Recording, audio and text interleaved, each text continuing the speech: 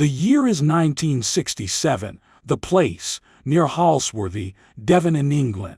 Police officers observed and chased a cross-shaped UFO for about 60 minutes. On October 24, 1967 at about 4 o'clock hours, police constables Roger Willey and Clifford Waycott were patrolling the A3072 between the two remote Devon towns. At this time the two officers spotted what later became known as the Devon Cross, a brightly illuminated, star-spangled cross capable of incredible speed and agility hovering just above the tree line. It was around the size of a commercial aircraft. The officers, who were just outside Hatherley at the time, tried to approach the object, making it as close as 400 meters before it started moving again. They said it gave the impression of watching them. After reporting it to Oakhampton Police Station, they set off in pursuit, hitting speeds of up to 90 miles per hour as they tried to keep up. It was to no avail. It was simply too quick for them as they spent almost an hour pursuing the bizarre object. The officers even woke up a man asleep in his car in a lay-by. On the 29th of February 26 holidaymaker from Luton by the name of Christopher Garner. He confirmed what the officers had seen. Extra police units were dispatched to the scene, but nothing was found. It was definitely there and definitely either manned by some sort of being or remotely controlled.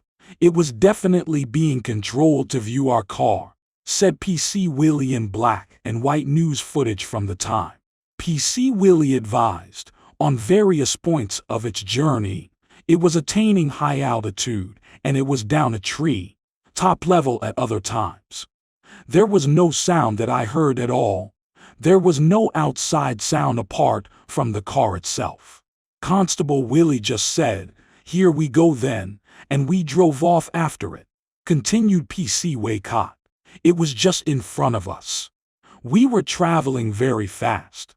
The acceleration of it was terrific, so we never got under it to hear any sound. Continued PC Waycott. The episode baffled police, and the RAF denied it was anything to do with them. They insisted no craft capable of both hovering on the spot and supersonic speeds had been invented. And not long afterwards, officials from the Ministry of Defense were sent in as an investigation began, results from which were classified until 2005. The officers were questioned, while also being reminded that they were bound by the Official Secrets Act.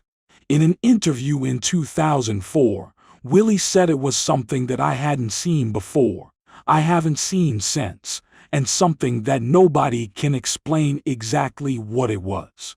No explanation has been given to us by anybody, and we haven't tasked, said Waycott. We've just gently been asked to sweep it under the carpet. It didn't happen, that's what they said. But we know what we saw. The Ministry of Defense had come up with an explanation, but it was one they did not reveal until 38 years after the incident. They blamed the planet Venus, something which is frequently thought to be at the root of UFO sightings, especially as it can appear to be both close and exceptionally bright at around dawn. As a side note, on October 25, 1967, policemen in 5 police cars across East Sussex reported a bright flying cross in the early hours, with the first sighting at 4:45 a.m. at Halland. The other sightings were a few minutes later. My take. It is a well-known fact that the authorities have a tried and true methodology of explain them all away when it comes to UFOs.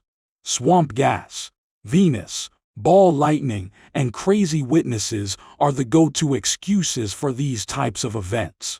I guess these two officers were so incompetent that they chased Venus for 1 hour and not a real UFO. What do you think? Resources. Howard Lloyd from DevonLive.com on January 15, 2020.